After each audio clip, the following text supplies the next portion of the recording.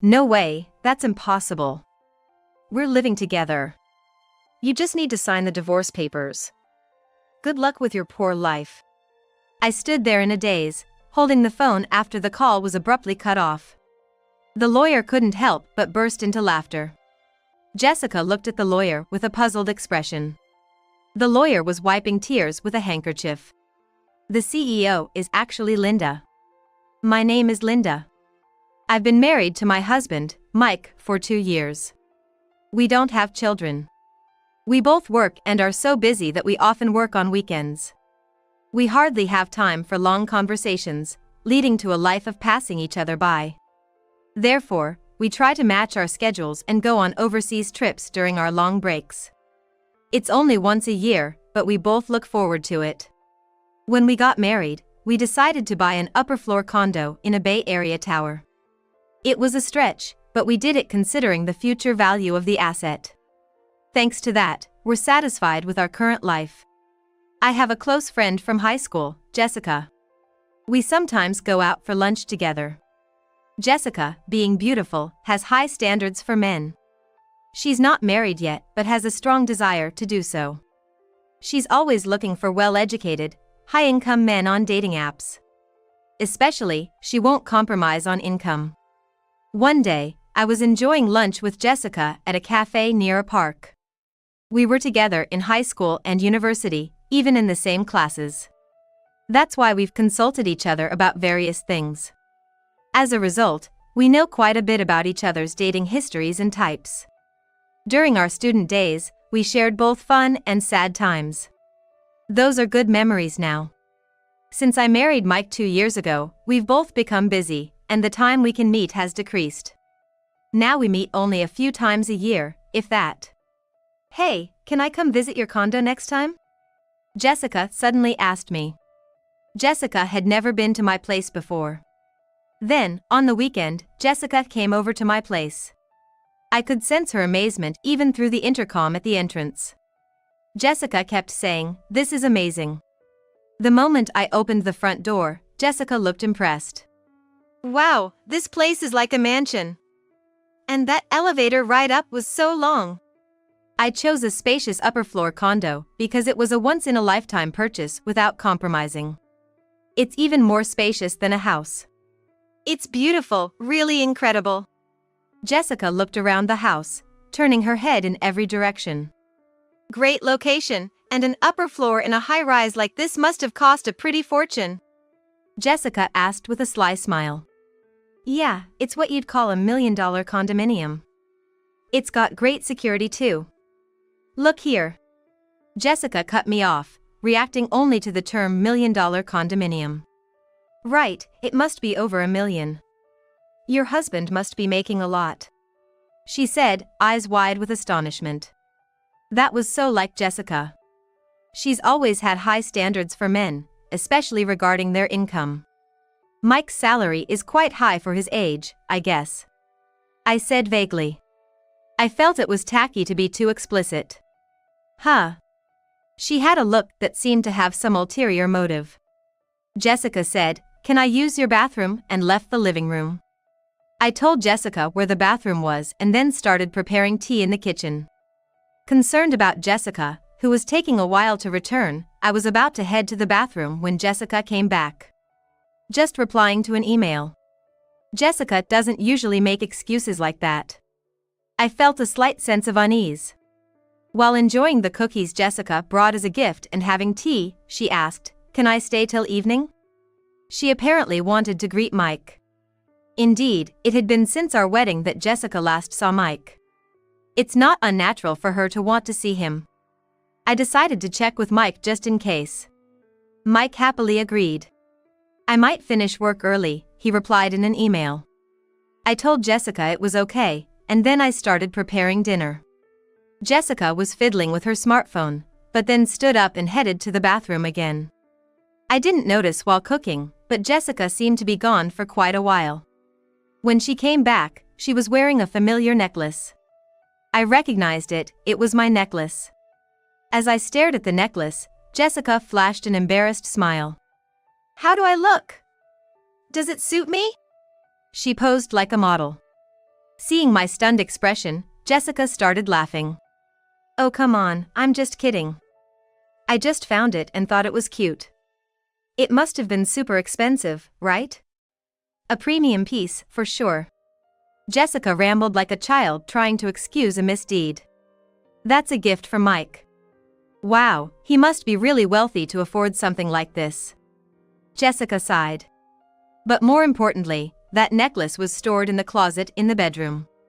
Jessica must have pretended to go to the bathroom and instead went to the bedroom, peeking into the closet. That's what it seemed like. I couldn't believe her actions. However, I didn't want to come off as petty, so I simply emphasized that it was a precious item. Jessica, taking advantage of my lack of reprimand, made an outrageous request. "Can I borrow this necklace for a while?" I was speechless and fell silent. "I've got a date with a doctor I met on a dating app.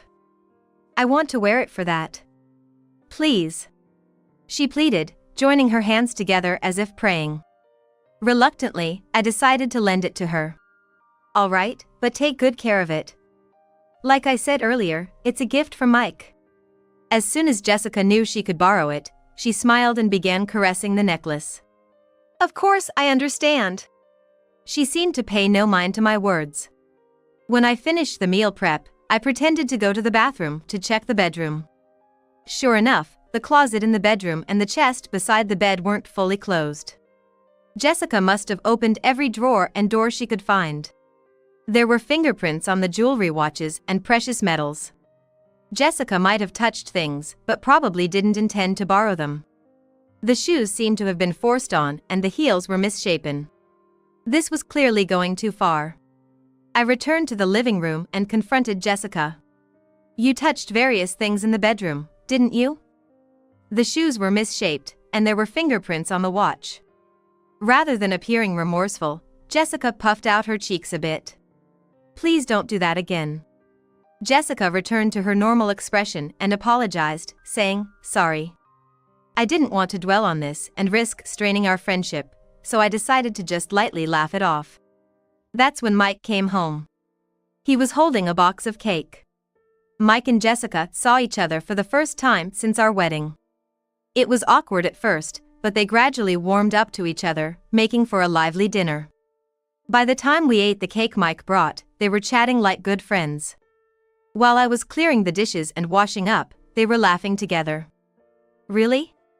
My boss is terrible, right? I envy Mike's subordinates." Mike was grinning, eyes crinkling with laughter. "That's not true." I was a bit bothered by Jessica casually touching Mike, but at the time, I thought it was better than them being distant. After all, Mike wasn't a type of man Jessica usually goes out with. About a month after Jessica's visit, Mike's behavior started to change. He spent more time on his smartphone, which he usually didn't do much. He often seemed distracted when I talked to him and asked me to repeat myself. He always carried phone with him, even taking it to the bathroom. It was an obvious change. It seemed I had become a cheated-on wife. I thought about checking Mike's phone once, but I was reluctant to even touch it. Conversations between Mike and me at home became increasingly rare. Mike started working on weekends much more. Mike was hardly ever at home on weekends. Originally, we barely saw each other on weekdays, but now, not seeing each other on weekends too, it's like we're living separately within the same house. Moreover, we started sleeping in separate bedrooms under the pretext of his tiredness. I was vaguely thinking about divorce or separation when I found divorce papers on the living room table. Upon closer inspection, Mike had already signed them. Though I had suspected it, actually seeing it still shook me. With trembling hands, I called Mike. "I just got home and saw it on the table. What does this mean?" "Exactly what it looks like. I want a divorce." I pressed Mike for a proper reason. Mike said, "I've fallen in love with someone else. It's not an affair. I'm serious." It was obviously nothing but cheating. Then, I heard a familiar female voice on the phone. It was Jessica. Well, it was what I had expected. I'm dating Mike. I even want to marry him. Though I had suspected it, Hearing it confirmed made my heart race and brought on a cold sweat. I fell for Mike the moment I saw him at your house. We exchanged contact details and started messaging. One thing led to another, and here we are. Jessica's way of talking had become crude. Maybe this was her true nature. Mike says there's nothing left to talk about. Can you just sign the divorce papers and send them off? I want to talk things over, so please tell Mike to come home once. No way. We're living together now. You just need to sign the divorce papers. Good luck with your poor life. Standing dumbfounded with the abruptly ended phone call in hand, I couldn't move for a while. After that, sleepless nights continued for me. Mike didn't come home. I couldn't bring myself to touch the divorce papers lying on the living room table. They just remained there, untouched. Furthermore, Jessica kept sending me multiple photos of her and Mike together. She was flaunting her relationship with Mike. It must be an intimate relationship, but what kind of harassment is this? My mental health deteriorated, my complexion worsened, and sometimes I'd become vacant even during the day. People around me became worried and strongly suggested I go to the hospital, and I ended up being somewhat forcibly taken for treatment. Taking medication, I managed to regain some peace, and I started to be able to sleep. I could somehow go to work. But then, an unbelievable incident happened. When I returned from the hospital, something felt off inside the room. Going to the bedroom and opening the closet, I found that bags and jewelry were missing. The count of jewelry watches in the chest was off too. There was only one person who could do this. Why would she do something like this? What had I ever done to her? My insomnia relapsed, and sleepless nights continued, leaving me staggering through my days. During counseling at the hospital, when I mentioned the theft at home, I was strongly advised to consult a lawyer. I contacted the company's lawyer right away and set up an appointment. The lawyer asked me first thing, "What would you like to do?" "I'll get a divorce. I want those two to face proper consequences," I answered immediately. Surprising even myself. Just a little while ago, I was wondering what to do. I couldn't believe how easily those words came out of my mouth. Perhaps I really wanted to punish them. After being tormented so one-sidedly, it was just about getting back at them now. A week later, I received a message from Jessica. I had sent her a certified letter. "Hey, what are you thinking, sending a certified letter to my workplace?" Jessica sounded pretty angry, her voice filled with rage. "You must have expected at least this much. Anyway, I'm leaving everything to my lawyer now." I hung up the phone. Jessica called several times after that, but I ignored all of them. Then, Mike called. I had sent a certified letter to his parents' house. Apparently, his affair being exposed at home caused a huge uproar. I wanted to burst out laughing at his self-inflicted predicament but managed to restrain myself. Feeling that leaving it all to the lawyer wouldn't be enough to calm my feelings, I decided to confront them both. I would denounce them thoroughly on the spot. The lawyer arranged the date and time, and we decided to have the discussion at the law office. A few days later, the two reluctantly showed up at the law office. I thought they would bring their own lawyer, but it seemed they came alone. Jessica stormed into the office, flinging the door open. Mike followed, looking uncomfortable. "Finally, we meet." "You coward." Jessica made no effort to hide her anger, but Mike stepped forward, trying to calm her down. "Well, you've been running away all this time. Our wedding's been delayed because of you." Jessica looked like she might throw her bag at me any moment. Mike was desperately trying to hold her back. As I watched them with a pitiful feeling, the lawyer nodded at me. "Please calm down. If any violence or abusive language occurs, we will immediately call the police. Understood?" The mention of police made Jessica stiffen. With the lawyer's intervention, Jessica and Mike took their seats, becoming calmer. We sat across from each other at the office table, ready to start the discussion. "Mike, you're seeking a divorce, correct?" Jessica was sitting haughtily, while Mike slumped, looking small. "We agree to the divorce. However, since your relationship is adultery, we will ask for alimony." Is there any significance to this? Mike's face clouded over. I'll agree to the divorce, but once the alimony is paid, don't contact us. Ever. I quietly nodded in agreement. Jessica looked displeased. Maybe she expected more resistance from me. When the lawyer began discussing the alimony amount, Jessica snapped. I said any amount is fine. We have plenty of money. Jessica sat arrogantly with her arms crossed. The lawyer looked at her with interest, saying, "Oh? Yes, didn't you research? Mike is the president of a jewelry company with a yearly revenue of $2 billion. Mike looked up, frantically trying to restrain Jessica's arm. Jessica, her face flushed, continued excitedly. Alimony for an affair is nothing to us. I'll even give a proper share of the property. Mike was trying hard to calm her down. Jessica shook off his hand and continued. You can barely make ends meet on your salary, right? She scoffed with a laugh. The lawyer burst into uncontrollable laughter. Jessica looked at him with a puzzled expression. The lawyer wiped tears with a handkerchief. Actually, the president is Linda. What? Jessica was dumbstruck, her mouth hanging open. Mike hung his head, his body trembling slightly. Mike is just an ordinary employee with no position at Linda's company. I am Linda's corporate lawyer. Jessica started laughing loudly. What are you talking about? Are you really a lawyer? Can lawyers lie? The lawyer calmly replied. Why not ask Mike next to you if what I said is a lie? Mike, meanwhile, just bit his lip, looking down. Jessica, growing anxious, grabbed Mike's arms and began shaking him. You said you were the president of a $2 billion jewelry company.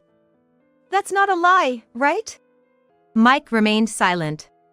He covered his face with his hands, uttering inaudible moans.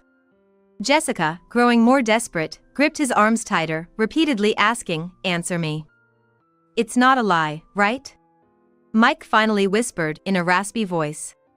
I'm sorry. The room fell into a deep silence. Jessica's strength seemed to leave her body, and she let her hands that were gripping Mike fall limply. You said you were the president of a company making $2 billion a year. She muttered it almost to herself. Mike's single apology had plunged Jessica into despair. She stood up, trembling. It's a lie, right? There's no way you're the president. Jessica pointed at me, accusingly. Why didn't I know about this? After all we've shared. I spoke to Jessica calmly, as if guiding her. Just because we're close friends doesn't mean I tell you everything. Especially since you were so fixated on money, I had no intention of telling you. I looked Jessica straight in the eyes without averting my gaze. Jessica seemed to lose all her energy and slumped down. Then, that house? Of course, the house is in my name. So, Mike will be the one leaving. Jessica fell silent, and Mike continued to hold his head. Mike probably didn't want to come here. He knew this would happen. But if he didn't come here, things would be worse. It's hell either way for him now. Mike is left with nothing but hell waiting for him. The lawyer began to present the evidence I had gathered. First, these photos of Mike and Jessica together. They were the photos sent to my phone, now printed. The lawyer placed an IC recorder on the table and played the recorded conversation. Why would you send something like this? I just wanted to share our happiness with you. Jessica's voice filled the room, while Mike seemed to be holding back tears. Hey, still clinging to the past. I want a divorce quickly. I know what you're clinging to. It's Mike's income. He's the president of a $2 billion jewelry company, right? You hid it because you thought I might take it. Jessica, perhaps embarrassed, covered her face with her hands. Hurry up and divorce, and leave that condo. It'll be mine soon. Too bad Mike didn't come back to you. I'll give you as much alimony as you want, poor thing. Your aim was the money, not Mike. I'm speechless at how you've been deceived, Mike. Mike looked down, tears spilling onto his pants. Mike and Jessica fell silent. Do you think this is over? What else is there? Jessica, you broke into the house when Linda wasn't there and stole several items, didn't you? I felt relief at the lawyer's calm demeanor. Mike looked shocked. Apparently unaware of this.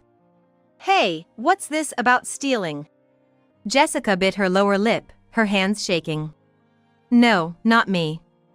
I don't know anything. The lawyer placed a tablet on the table and played a video. It showed Jessica sneaking into the bedroom, taking bags and jewelry, and stuffing them into her bag. Jessica stared wide-eyed at the footage. What is this? Why are you recording me? Isn't this illegal surveillance? Mike covered his face with his hands and sighed. Our house always had security cameras. Why didn't you tell me that earlier? Who would think you'd break in to steal? I felt a headache coming on from their foolish exchange. And you used my key without permission. I wanted those things. It's your fault for not buying them for me. The two began arguing, ignoring us. The lawyer and I could only look on in disbelief. Please save your arguments for later. Regarding this theft, we will be filing a police report. Jessica seemed to panic at the mention of the police. The police? That's a bit much, isn't it? I just borrowed something from a friend. I never gave you permission to borrow anything. I spoke to her calmly. Besides, you're not a friend or anything. You were just a classmate. That's why I'm filing a police report. Jessica seemed to realize she was defeated and her attitude became sullen. Don't say that. I'll pay for it. I'll compensate, just please don't call the police. Jessica started to kneel and apologize. I looked down at her and said coldly, You're going to compensate? The value of what you stole is more than your annual income. Are you sure about that? Jessica was speechless. And there's also the matter of the alimony. Jessica turned to Mike, pleading in a tearful voice. You'll pay, right? Even if you're not the president, you still earn well, right? Mike was silent, looking down. He can't pay it 'cause he's about to be fired. Mike looked up in surprise. That's correct. Since leaving the house, Mike has not shown up for work. Plus, with this commotion, there have been complaints from his boss. Mike looked like he might collapse on the floor. But there's still the property division, right? I'll pay with that. That's not possible. Linda and Mike have a prenuptial agreement regarding property. You didn't hear anything from Mike, did you? He never told you the inconvenient truths. I looked at Mike with disdain. The lawyer placed the contract on the table. The agreement states that if the marriage lasts less than 3 years, neither party can claim the other's property. You're currently in the 2nd year of marriage. Jessica tried to grab the document as if to tear it up. You should handle that document carefully. It's a notarized deed, and you could be held legally accountable for damaging it. At the mention of crime, Jessica stopped. She began to half-heartedly plead with Mike. Mike, you have savings, right? Use that to pay. Mike looked at Jessica with resentful eyes. What money? You always wanted sushi, steak, this, that, there's no way I have any savings left. It appears that way. And it seems he has debts from unsavory sources. Jessica's shoulders slumped. It's a pitiable sight. The glamorous appearance that used to make men turn their heads is nowhere to be seen. But this is the result of the seeds she herself sowed. The two sat, looking haggard and lost, muttering, this wasn't supposed to happen, and what will I do now? I decided to leave the rest to the lawyer and stood up to leave. Jessica, money isn't something you steal from others. It's something you earn through effort. After that, the divorce went through smoothly. I sent all of Mike's belongings back to his parents. His parents kept apologizing to me and even sent a letter of apology. Jessica was interrogated by the police for illegal entry and theft. My police report led to an investigation, and Jessica was arrested after admitting her guilt. Half of the stolen items had been sold, but I got the rest back. Despite the maliciousness of her actions, her show of remorse and intent to compensate suggested she might receive a suspended sentence. However, Jessica had other crimes. It was revealed that she had been stealing from men she met on a dating app. This meant she would likely face a prison sentence. No wonder she reacted so strongly to the mention of police and crime. Mike couldn't live in Jessica's apartment and moved to an old apartment on the outskirts of town. He's looking for a job, but his unexplained absences and poor attitude at his last job make it hard for him to get hired. He's getting by with day labor for now. I receive regular updates on their situations from the lawyer. After the divorce, I threw myself into work. Now, I'm expanding our company's jewelry line to Europe. The idea came after a trip to Europe I took as a break after the divorce. I had the chance to drink wine with the owner of a jewelry store in France. During that time, I spoke fervently to the owner about jewelry designs. At that time, the owner and I hit it off, and he agreed to showcase my company's jewelry in his store. The owner is a wonderful man who, perhaps because of his own divorce history, understands my heartache. To be honest, I'm focusing on sales in France to see him. It might be mixing business with pleasure, but I think I've earned this perk after all I've been through. That's how hard it was for me.